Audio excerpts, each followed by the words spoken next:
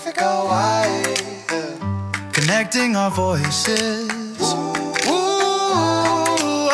We have a very special guest, and this is someone that is very hard to track down because she's in either some sort of four corners of the world, but she's here in Aotearoa, New Zealand, so we're very lucky. She needs very little introduction. In fact, she doesn't need an introduction. Lisa Williams-Lahari. She is a veteran journalist. She is a communications specialist. You name it, she's done it with the Forum Fisheries in Solomon Islands, with the Pacific Island Forum Secretariat. She has been around covering stories around the globe. So we're very lucky because Lisa is here in the studio with us.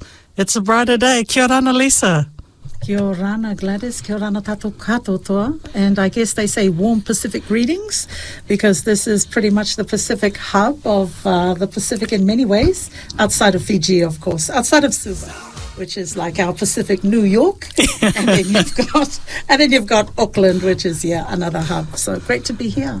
Oh, it's good to have you. And it's been ages since I've been a on while radio. Since you were my boss back at PMN. Back We were all each other's and, boss, and I'm still just trying to get myself familiar with all the buttons.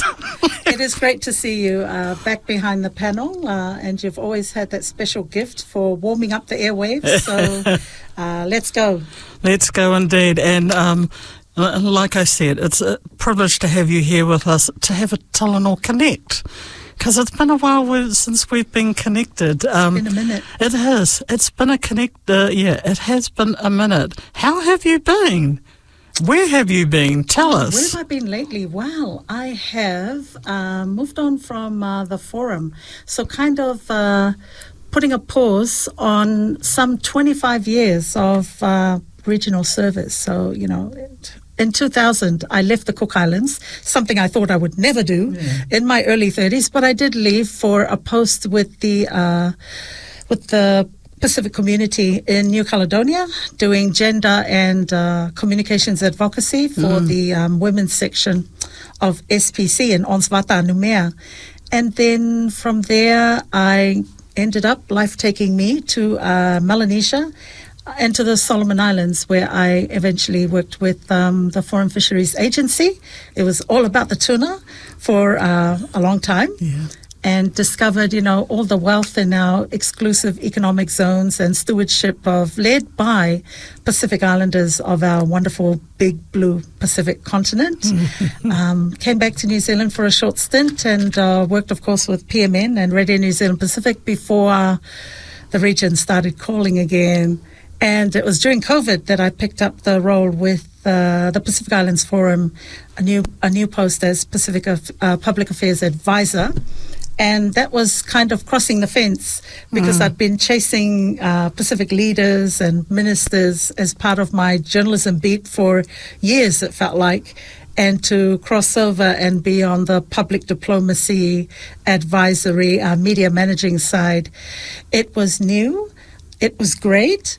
But I think it was important that I also carried the interest of Pacific Island journalists with me because, they represent our people, and our people, of course, have every need to know what their leaders are doing in their interests. So it kind of wove together perfectly, and I finished off with that chapter in February this year. So I'm now back at school. I'm back at school doing postgrad studies and, of course, like many of us, trying to get my head around the world of digital transformation and AI. So I'm doing something called a Masters in Organizational Resilience and Change, but the focus of it underneath is digital transformation, learning about, disruption and all that real juicy stuff and the things that we should probably be less afraid of and more in charge of and aware of so that we can optimize, these wonderful tools for tomorrow's Pacific.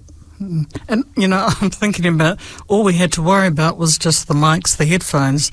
Now we've got these contraptions, cameras here, left, right and centre. It's another world. And I was actually talking to my boss, the news editor at Tangata Pasifika, John Utanga, of course. Kasi bro from the village. Your Kasi bro. Days, yeah. And he was talking about the amazing training you guys did back in the 80s. And there was that core group of journalists like yourself, John, Sandra Kelahi, Savita Hauli, and you're still going strong. What was it? What was it about that magical time? Because you guys were the OGs. I think we got bit by something. For sure. And for sure it was, I guess, covering the newsbeat from countries that were themselves very new. Mm-hmm. And having witnessed closely what the shift had been from the post-colonial era, where we still had, newsletters coming through that were very full of English that no one really could understand and read with that, high-level tone. I grew up in the islands listening to the Radio New Zealand and the BBC, that playing over the radio at 6 a.m., 5:30 in the morning. Jeez. While Dad was getting ready to, take the trek from our bush road onto the main road so he could get picked up to go to work. So you grow up with that kind of understanding of the world, and then to be part of an industry, a news industry that is still emerging and still growing, and back at that time very much about radio or newspaper.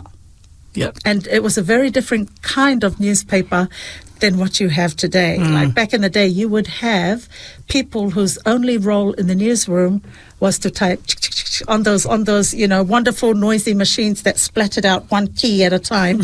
No such thing as a digital board to the backspace and correct. Keyboard, yeah. If you made a mistake, you were stuffed.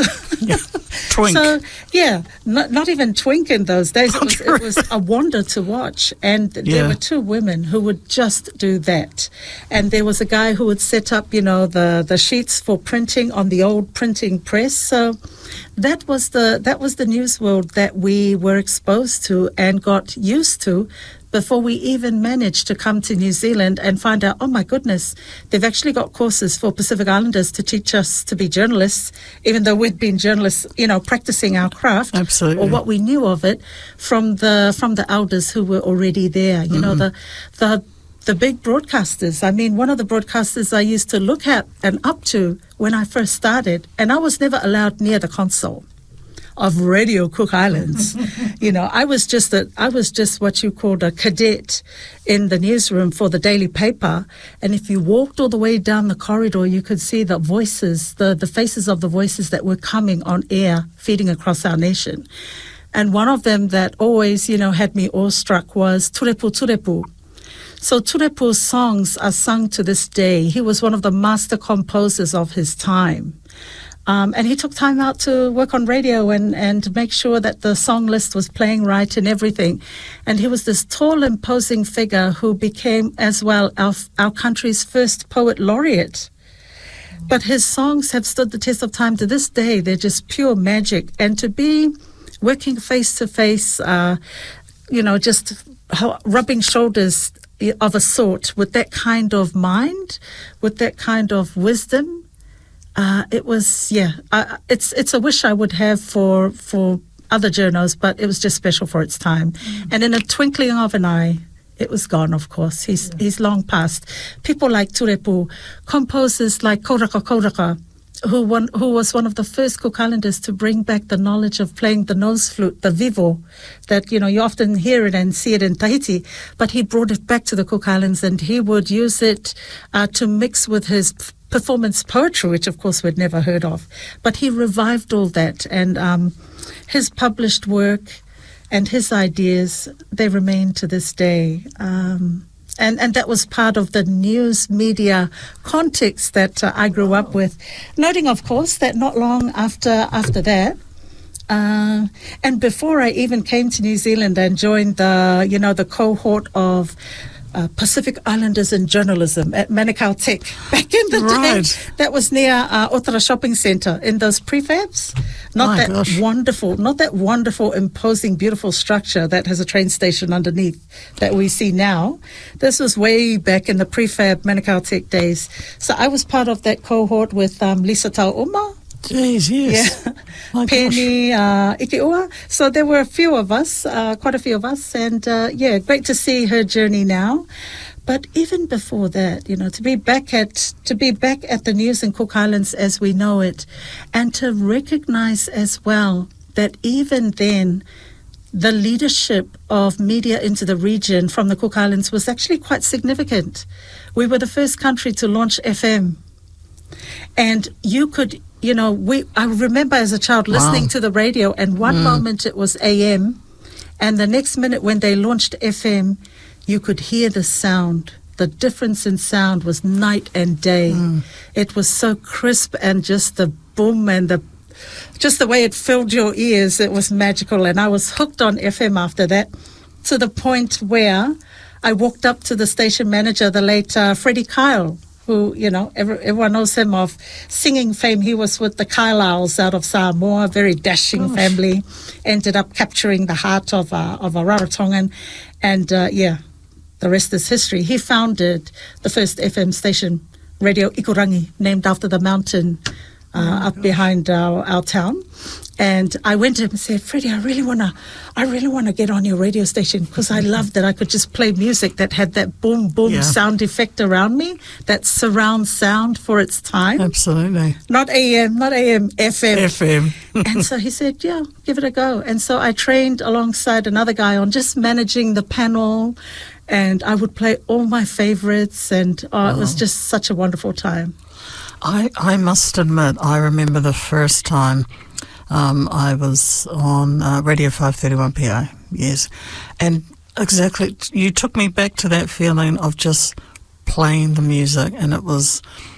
And I still remember the song I heard, and it's a funny one. What is it? What did you play? It's Kelly Rowland's, and what's his name? Neo. What was this song? Oh, I love yours. Actually, I'll have to look it up. Look it up, because I played a lot of Prince. My thing was Prince. Yeah. It was back in the day. And I wasn't really into the music, but the fact that it was surround sound, and I just Amazing. got transported. Yes. I was in another world. That's exactly it. So for 2-3 hours, I would be in another world. And I would love it when the next announcer was late for their shift, because it meant I could stay and keep playing my music. It was very much controlled by us back at that time. It wasn't like a set playlist that you could cut into and then say a bit. It was like you could line up entirely your own songs, and I really loved it back then. And then after that, of course, after we brought the Cooks introduced FM to the Pacific, the Cook Islands also introduced TV. We were the first Pacific-led TV station. Of course, most of our programs were, Shortland Street and everything out of New Zealand. And, I think someone later came along and did a big PhD thesis on it and found out that the Cook Islands was paying way too much for New Zealand programming, given that mea lofa relationship we were supposed to have. It was a totally commercial transaction. As it is. Yeah, but TV to the Nation started as a gift. So it was launched on Christmas Day, I think it was 1991, by one of our former Prime Ministers, Sir Geoffrey Henry. And I had been caught in the transition because they had sold off CIBNC, the broadcasting entity. They had privatized it. And so Cook Island News was, brought by a bid involving one of the former editors and a couple of local residents. And the TV station, they got it going because Prime Minister then wanted to make sure that we were ahead of that wave. He was very visionary in that sense that he could see what was coming, what was on the horizon, and he wanted his people to have content led by themselves.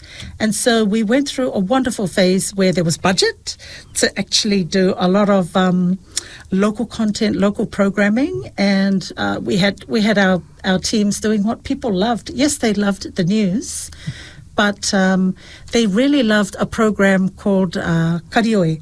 And Karioi was just a matter of getting our elders or our experts, our to'onga, to just sit down and talk in Māori, talk in real Māori.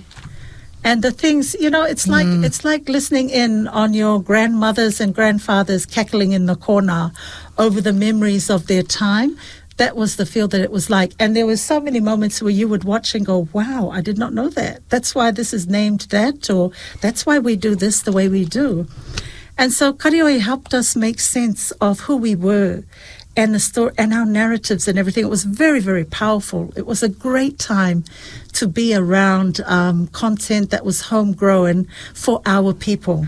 So for, about the Pacific, it started with a setup like TV Cook Islands, which, however, sadly, did succumb to the commercial pressures and get sold, and it's with the family who own it today.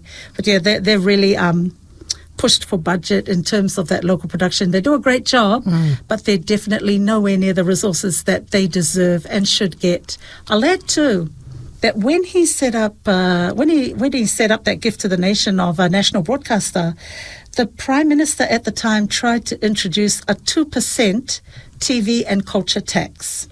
Because I remember covering that as a story, and I thought, wow, that's a great way to fund programming. 2% of everything government got would go into funding cultural initiatives and television programming. I think they tried a similar thing here. Oh, but you have NZ on air, and you've got Creative NZ. You've got a wonderful. Sure. I think it's wonderful, world-leading funding for creatives, and the way that it's running and being managed. There's something there for everyone if you know how to hustle and fill in all the forms. Oh, those forms and more forms. But hey, that's the way it goes, Sure. and it happens. The sad thing is that the TV and culture tax kind of got sidelined. I went away to study, and I came back and nothing was really happening with it. And I had been part of the Prime Minister's media team. And when I came back from Australia with my comms degree, and I thought, yeah, what do you want me to do, boss? He goes, I'm sending you to TV. Bye. So I ended up as news and programs director at our national TV station until my season was over. And I moved on back into print and became business editor at the newspaper. So yeah, quite a journey. A journey indeed, and it's funny. With journalism, they often say communications is like the mortal enemy. But what are your thoughts on that? Because you've danced with the mortal enemy. Communications is core to who we are as humans. It's a defining feature of our species. We communicate.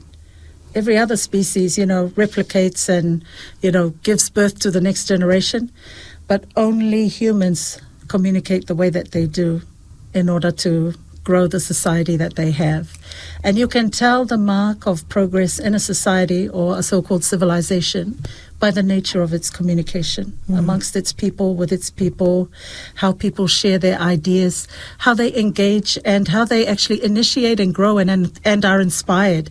And I think that's where the creative sector has such a strong role to play in how we communicate and what we do it. And I think the Pacific is a prime example of, communicating with creative skill and nuance in ways that are nonverbal, in ways that don't require or transcend language. And we see that in our music, in our drum beats.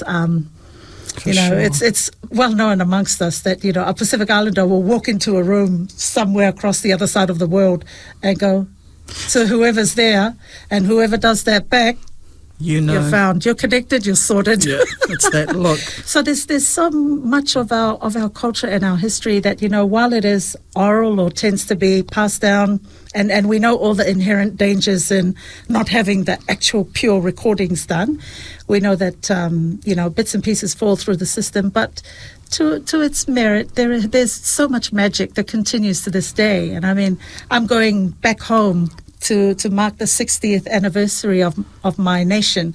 And I'm so excited about it. 60 years later, we are a country that, for all our troubles and woes, just know how to get excited when we're in a big room together and the drum beats are pounding or the speeches are soaring, the costumes are, just ready and breathing on our skin.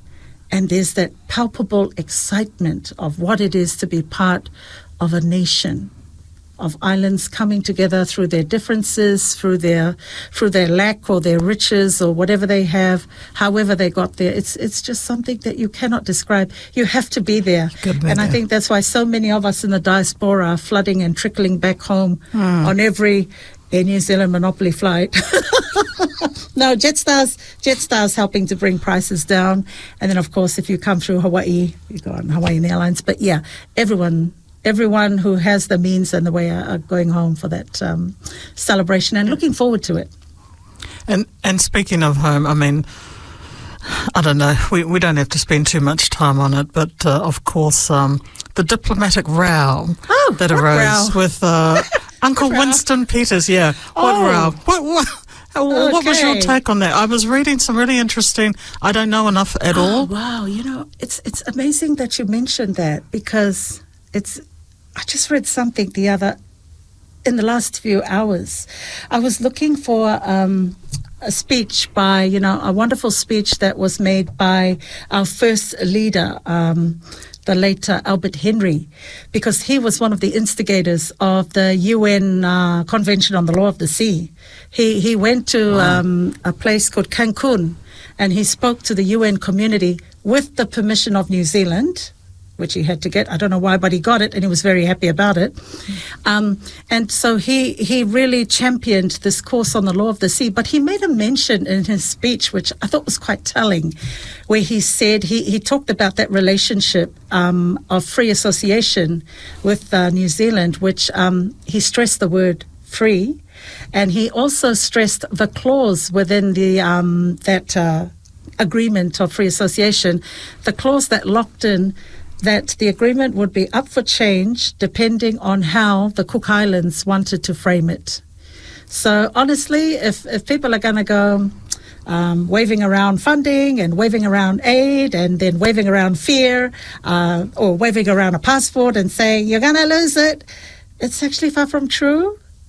If you go back to the heart of that original document where, we claimed our status as an independent nation in free association with a bigger part of the family with New Zealand, it's still very much according to its founding words, and even according to the revisited agreement, it's still very much an arrangement where the Cook Islands is actually meant to grow up and take hold of its destiny and be okay with wherever it wants to take it next. And which is the aim. Which is the aim, and the aim has never been, I think the Prime Minister has said it himself, the aim has never been to let go of the New Zealand passport, but to have duality. And that was always the intention, but of course certain parties and agendas are not down with that, because of course it's more juicy to throw fear, confusion, and I guess the political agenda that they may be driving into the debate. But as news content people, we're supposed to welcome all that and help people seek the clarity, the truth, and weed out the misinformation and the downright BS that is being spread, because that's our job. Unfortunately, what have I seen? I have seen a tendency from some journos losing sight of their integrity and their ethics. And we always have to remind ourselves of the ethics mandate, and maybe even acknowledge our bias and where we're coming from. And I make no secret of the fact that I'm a proud Cook Islander, a Cookie Kiwi in many ways. I love New Zealand, and I love the fact that we have our Māori cousins here, our Māori family, are very much part of how I identify with this country. I think it depends on who you talk to, and I hope that one day the calm and the wish to understand and the need to communicate by listening, not by shouting or threatening, can really take over, because it really needs to happen. It needs to happen for our people, and it needs to happen for our leaders taking us forward. Yeah. And you touched on it, social media, disinformation, all the different platforms. Is our job harder? It feels harder sometimes. Feels harder, eh? Yeah. I think it's more exciting. Right. Maybe we're just older and we feel more... I'm older. Oh, yeah, I'm definitely, no. I feel more tired. I don't feel older.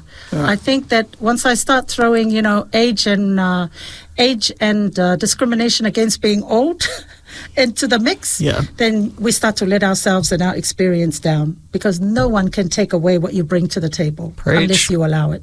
So the value we bring to the table as those who've been there, done that, of course we want to step back, but I also think it involves making new tables and bringing them to the sides and, fitting up new spaces for more voices, including the young, but also including, all the diversity that we're now seeing. Of course, the popular terms, the non-binary, but as, included in that, the young, always the young, because they're tomorrow's leaders, whether they or us, whether we like it or not, they are the legacy space that we need to push all this focus towards. But I think there's a healthy space in there that we also need to protect, and that is part of our Pacific way, and that is the acknowledgement of your elder wisdom. So people like us, girl, we should not allow or give up the space that we hold, because in holding our space at the table, we are expanding it for everyone else. We step back and the space is going to shrink and just become a matter of whoever's there. And unfortunately, in this day and age, in this society, older women are not as appreciated, I think, as they should be. How old was I? I think I was like 26 when I started in media. I'm 52 now. Still a baby. Oh, Still a baby, thank girl. you. Yeah. 56 is the new 21. Oh, I like that. 56 is the new 21. You heard it right here on PW Live. Gary, take that note. You need to patent that, Lisa. Look, you're only ever as old as you feel, but in saying that, let me caution. There is an age that women come to, which I think is also finding its moment in our times, and that is menopause. So I'll just be honest. In the last 5 years, I've had a very interesting journey through that reproductive end of reproductive life cycle. Right. Many treat it as the end of life cycle, but it is not. And in so doing, if you cast your curious journalist eyes at the age of reproductive life for women, where menopause brings it to a stop, and you have perimenopause, you have menopause, then you have postmenopause. There are all these things that come out at you, like hormones and balancing your hormones, and hairs that shouldn't be there, that are all kinds of colors, and just new fatigues in your body that you never had before. I think there's not enough recognition for women to speak out and manage that and acknowledge that it is a new phase of life. And I think society itself only really defines women and their reproductive health as the time when we can have babies, That time when you're in your prime and you can have all those babies, and then after that you just, get off the stage. We got more things to take care of.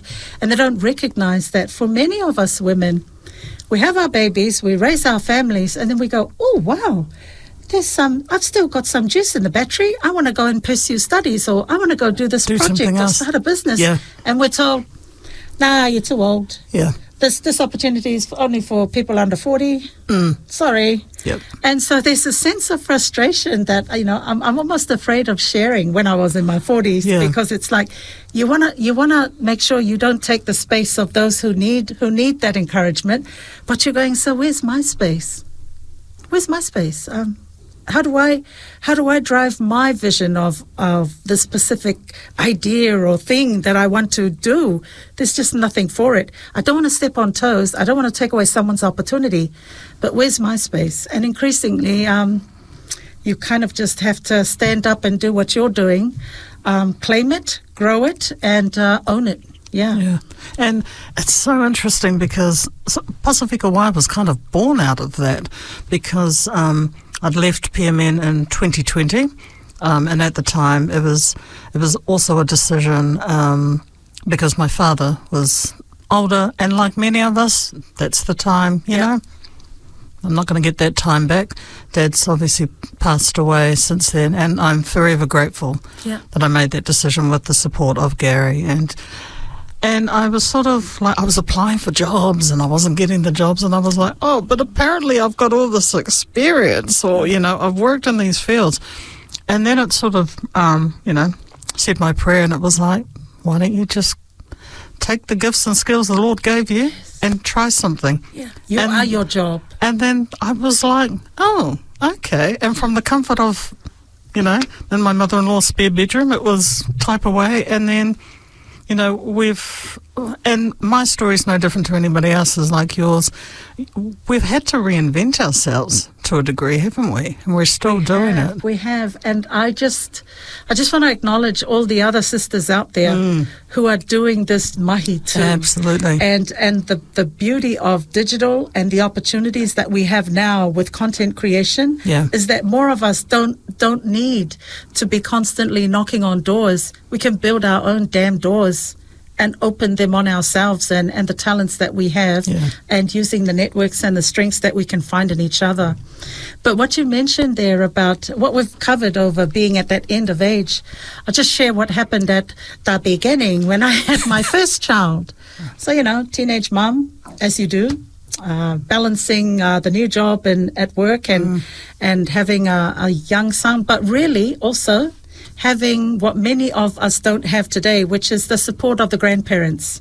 Yeah. So, to have the wider family around me, helping me raise the kids, but wanting and hungry for education. So I go knocking on the door at the office of the Public Service Commissioner and I say, because the only way you could do it back in those days was by government scholarship. And saying, I really want to go away. I want to finish off my schooling and, get this, study more media. And he basically said to me, very matter-of-factly, like very kindly to himself, Lisa, you just need to go home and look after your kids. Just go home and be with your kids, okay? Thank you for asking, but no. Go home and be a mother.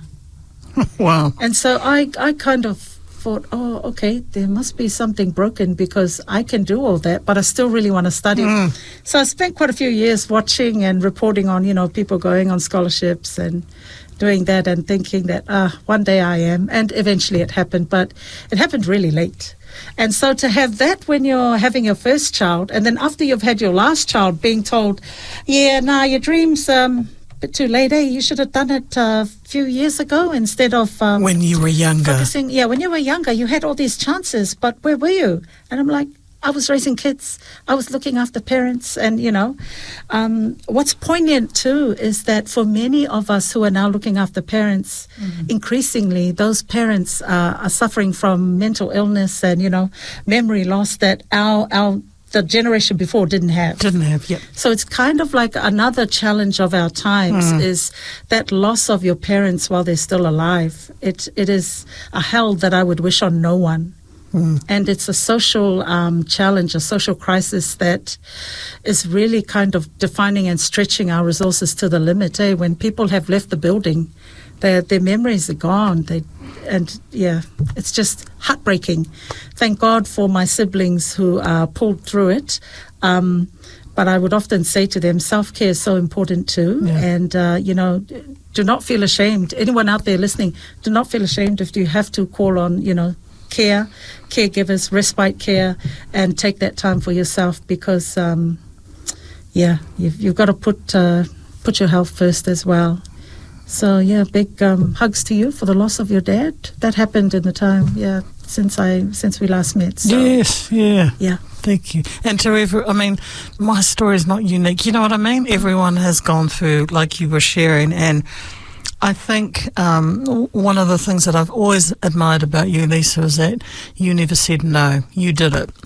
You did everything. You were able to be that journalist. You were able to be that comm specialist. You were able to be there for your family, for your community, and you've continually reinvented yourself with your family. Everything else going on. So, what would you say to this younger generation who sometimes are like, oh, that's just too tough? I would say, to be honest, learn how to say no. Learn how to say no. Learn how to say no. I've tried to do it all. Gotcha. And I've tried to do it all, and I think that has had an impact on a lot of things, on my health, on my mental health, on my, on the burnout. I've probably burnt out and never even realized it because, so being the way that we are, doing how we do, sometimes you're just running on empty. You're like those zombies in the Michael Jackson video, but you just don't know it. You're pretty a zombie. You're wearing a smile in your eikatsu, but you're running on empty. And I think that if anything, these times have taught us, and more people are becoming aware of it, that we need to manage our expectations and manage ourselves better, manage our health better. I mean, I'm constantly making myself unpopular by saying to people, don't work so hard. Don't answer my emails after a certain hour. I don't expect you to get back to me until it's daylight tomorrow. You don't have to come back to me after 7 or 6 or after 4. I know that you shouldn't be online at that time. For me to hear myself saying that now, it's like sacrilege. Because when I took on my first international job in New Caledonia, I was the last one to leave the building. You know, it was like, you got to be the hero. You got to be, working and working. And people would come past the window, knock on it and say, Lisa, go home. And I'd be like, just got to finish this. Just got to get this done. And no, I would say, just don't do that. Don't get sucked into that. That is no measure of your worth. And we need to flip that whole understanding. And unfortunately, it's still very prevalent in corporate culture. One wonders that where that corporate culture came from, but it's with us, and it's very much a part of the Pacific and how we run in the islands. People still see it as a badge of honor to be part of the No Sleep Club. And that's just wrong. That is the No Brains Club. You've really got to get sleep. Sleep hygiene is the number one health indicator for you. That's where everything starts from. And if you're not taking care of your sleep, and then all the other bits of hygiene, teeth hygiene, emotional hygiene, financial hygiene, all the other hygienes on top of that. But it starts with a good solid sleep, a good moi. Let your, like how elders used to have a good sleep at the end of the day. Rest. Take your time. Tomorrow's still going to be there for many of us. Don't take it for granted, but also, lean into your own health. So, I'd say no more. I have not said no enough, and I am bearing the scars of it now. But, more open about it. And I'm very grateful you didn't say no to coming on to our first PW Live. No. There are some things that I will say automatic yes to, and this is one of them, and I'll tell you why. It's not just about the courage, Pepe. It's not just about the courage, Gladys, of setting up this new space and this new content platform. It is about the absolute need for it.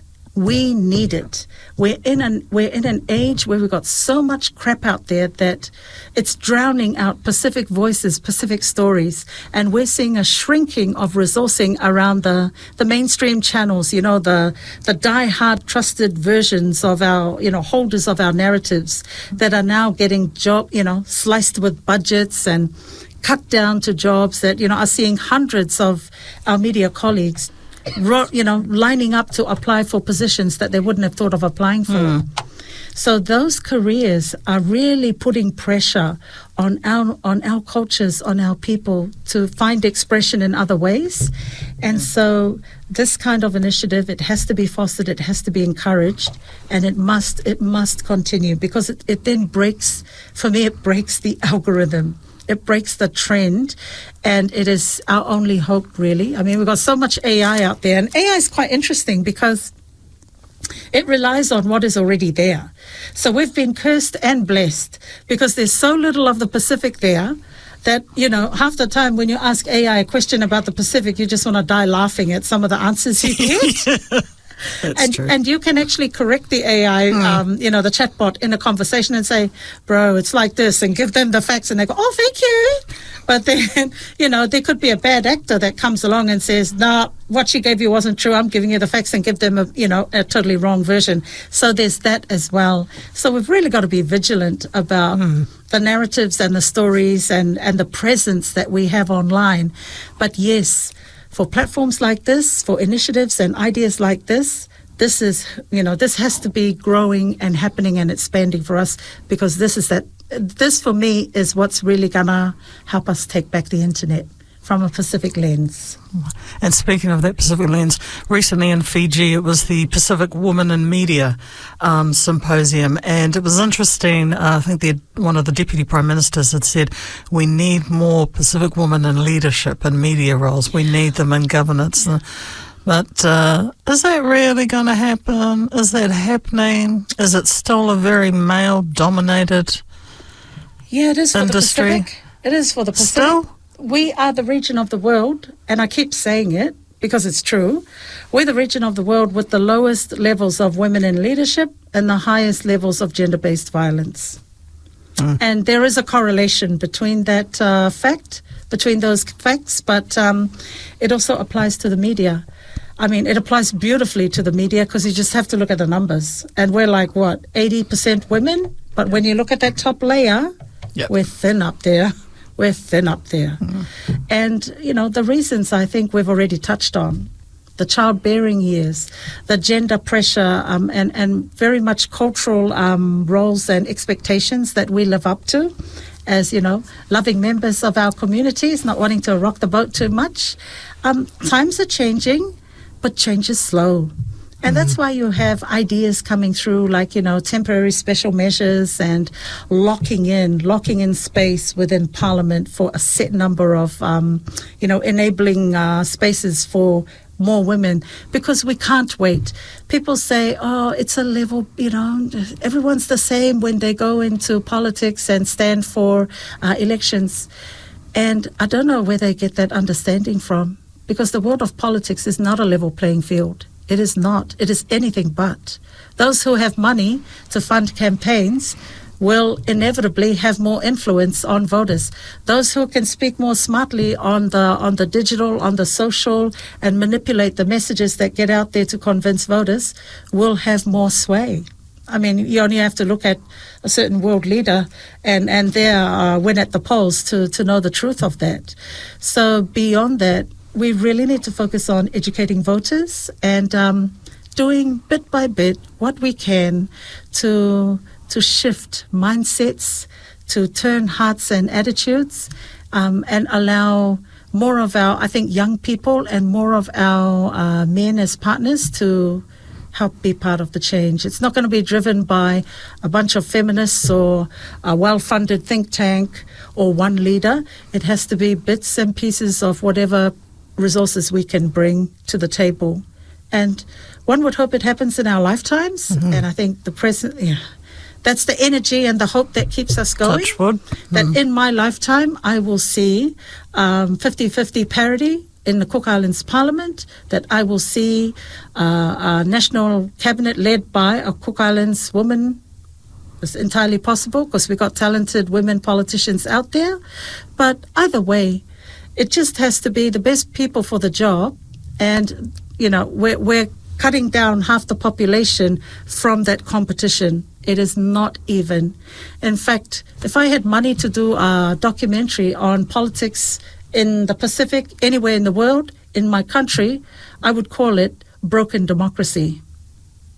Because democracies they're not these wonderful, angelic unicorns. They are inherently broken. And we do need to unpack why, so that we can face some honest truths and some, what needs changing, what needs action. And action is what you've always been doing, continue to do. Your work with PINA as well, the Pacific Island News Association. PINA. Still going strong. And the work that you've done in Melanesia, Solomons, that's just another added facet to your journey. What is it about Melanesia, Michael? That's what is special. It about well, of course, my heart belongs to Melanesia. And for me, Melanesia, numerically, there's no doubt about it. Melanesia is the Pacific, whether we like it or not. 4 out of 5 Pacific Islanders come from Melanesia. Most of them from that one country, the big one next to West Papua, which is actually still Papua New Guinea. Anyway, we won't go there. But thank you to those who raise it as a human rights. It is a human rights issue, but it's still one of those matters that I guess we have to park when we're talking on so many other things, because very quickly it gets polarizing. And then certain chatbots are already searching the algorithms online for mention of West Papua in spaces like ours. So I hope that, people accept that West Papua is a fact of Pacific history that must be dealt with sooner or later.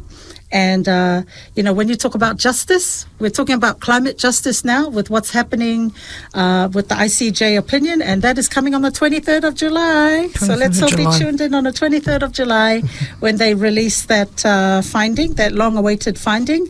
But climate justice, and then, of course, the justice of our history. And within Pacific history, there have been many issues where justice has not been delivered, and I think it's very clear that West Papua is part of all that. But Papua New Guinea itself, is really our tiger of the region. It's got the gold, it's got the people, the population, the resources. It has so much going for it. But, so much tragedy and chaos and learning curves for the rest of the Pacific as well. That we could learn from it, and I'll be speaking to some of those learning curves when I head to Australia. There's going to be a big media panel happening in Australia next month, first week of August. I'll be there joining Kalafi, Sam Magic, and we'll be speaking to some of the crises issues in communications and media. Excellent. As part of this panel, and I intend to tackle a few bugbears that I might just I'll keep it under wraps for now, but it relates to language, it relates to communicating, and it relates to us flipping the ways and the terms that we've been fed by UN agencies, by Western media, and by ourselves. We really need to question the words and the terms and the way that we use, the way that we share our narratives about women, about violence, and about our Pacific future. Yeah. And if you weren't doing this job, well, it's not a job, it's your passion. I know. What would you be doing? What would you like to do? I tell you, I have tried so many times to do something else, because you do a job for so long and you think, I've been here too long, I've got to try something else. Yeah. But you know what? Every time I try to get into something else, I swing back. It's like the curveball just brings me back into the media space. So, here I am. And I had a go at setting up a news platform. Yeah, I was watching that. Oh, that Pacific Minute thing? I love that was so funny. Let me tell you about the Pacific Minute, which I actually haven't done a few of lately, but I've been promising people I will get back into it. Yes. The Pacific Minute began because you know how the Trump administration started coming down on White House press correspondents, saying, you've been banned from the press meetings with the president because you're a danger to democracy or the US. So correspondents were getting blocked from the press briefings with Trump. But interestingly, that attitude started feeding over into the United Nations. And at the time, of course, the US was being very critical of the UN pulling funding, pulling out. And of course, the UN being where it is, if you want to go to a UN meeting, you have to meet the immigration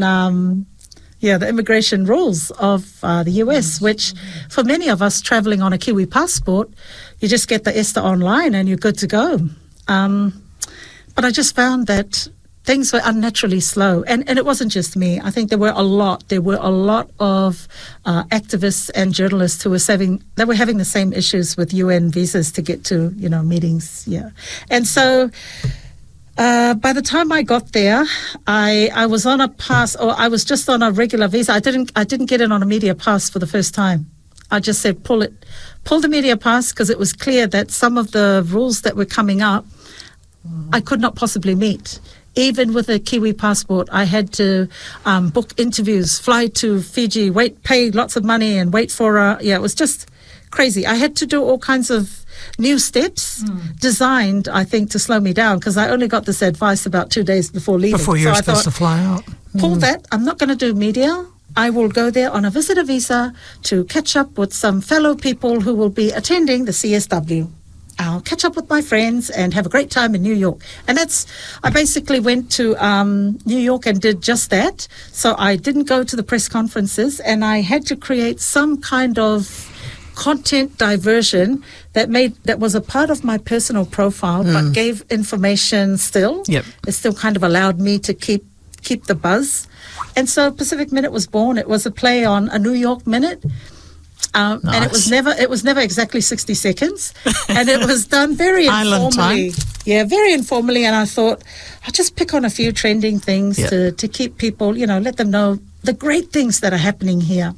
And the beauty of being at the CSW or any UN meeting is that you have what's happening in the buildings, in the UNHQ, and then you have all the spillover side events and meetings that governments and activists attend.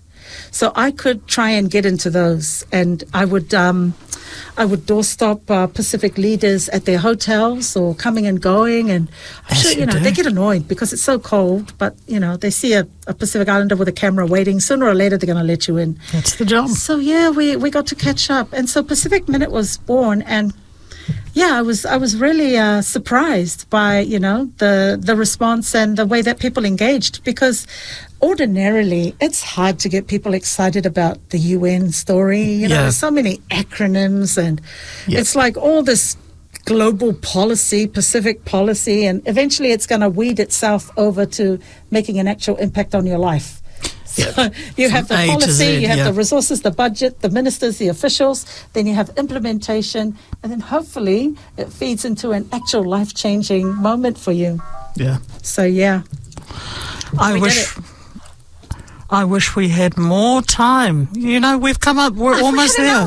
We're almost in the hour. Isn't that fantastic? See what happens when you get great talent. This is what happens. Oh my gosh! I love it. Thank you for that. And it really took me down memory lane. I know, and always learning so much from you, Lisa. And of course, you're off to the Cook Islands soon. The last word for you, Lisa. Wow, the last word. The last word is for people to just be safe and kind to each other online, and to remember the golden rule. If you can't say it to the person as if they're in front of you, then maybe rethink why you're saying it at all, and rethink how you're saying it, because there is so much unnecessary ill will and intentional garbage and crap that people are spreading. It's making our online interaction with each other spill over back into our actual interaction with each other as Pacific people. And that is not the Pacific way. That is not the Pacific way. It never has been. Our way has always been the way of, community and talanoa. And if we can't get along with each other, we just find other ways. I'll see you on the next wave, and we'll reconnect in that space, maybe, we'll reconnect in that space, maybe. And if we can't, if you're still pissed off with me, I'll see you on the next tide on another island. And maybe by then we'll both have gotten over ourselves and get back to the heart of what really matters. And that is that we are, one blue continent. We are some of the most lucky people in the world in terms of where we are, but we're some of the most vulnerable and endangered. Climate change is not the existential threat for nothing. Our next generation is facing problems, horrible problems that we need to be able to solve today. So we've got to get to the same page much faster than our forebears would have allowed us to. We just don't have the gift of time. And so I would remind us of that. Keep loving on each other. That's the Pacific way. But remember, we don't have the gift of time. We have to act and not just share words. And unfortunately, our time is up, but we keep that Pacific wave going right here. We're not a primitive race, are we, Lisa? No, we're not. Never, ever. But we're going to end it with Te Waka. Thank you for joining us here. PW Live on Planet FM 104.6. Till next week. Me taki maata, Lisa.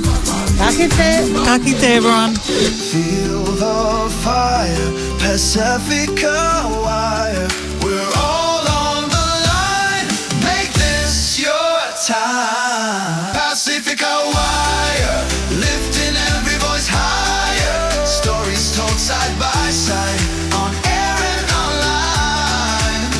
Tuning in together, no matter the weather. United we inspire. PasifikaWire.com.